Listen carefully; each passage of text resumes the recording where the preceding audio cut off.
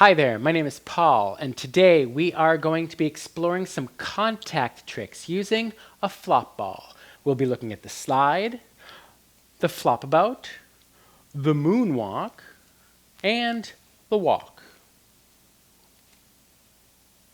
Now, a contact trick is any trick where the flop ball or any other skill toy doesn't lose contact with your body. To start off with, we'll just balance the flop ball there, and technically if I swing it around and keep it so it's on my body but not leaving, that's a contact trick. Now, you could justifiably call this a trick in that if I stop moving, it's going to fall, right? So I'm actually doing something to kind of keep it sticking there. I'm creating a little bit of artificial gravity with acceleration and deceleration. Wow. So let's take a look at some of these contact tricks and get into the walks. Now, before we get into the walks, I want to show you the slide. Now, the slide is where you slide the flop ball on the back of your hand. Now, that might be a little bit more difficult if it's really humid outside or if you have sticky skin, but we can do some things to kind of make it a little bit easier. We can reduce the friction. So we can either be really fast with ourselves so that we sort of force our hand underneath it and have the inertia. The body at rest will stay at rest and we kind of slide underneath it. But we can actually help reduce the friction if we create a little bit of upward motion or momentum while we do that. Up top, it gets really light.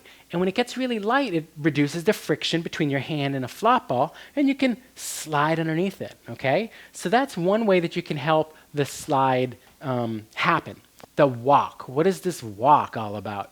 Well, a walk is made up of a backflip, but it's going to be a backflip that's so low that the edge doesn't even come up off your hand. Wow, just like that. All right, let me do that again.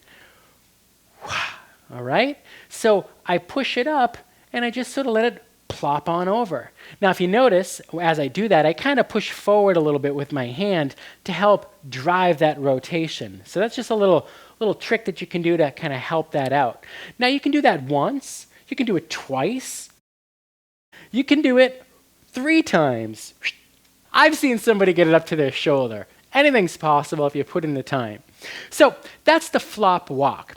Now the moonwalk, or the moonwalk, is where you flip it back once and then you slide it back to the original position. So we tried the slide before with that throw and kind of move underneath it, slide underneath it. So it's just a combination of those two. It's a back walk and a slide. Back walk, slide. Back walk, slide. Back walk, slide. I like this trick because you can do it without even watching. You just do it by feel.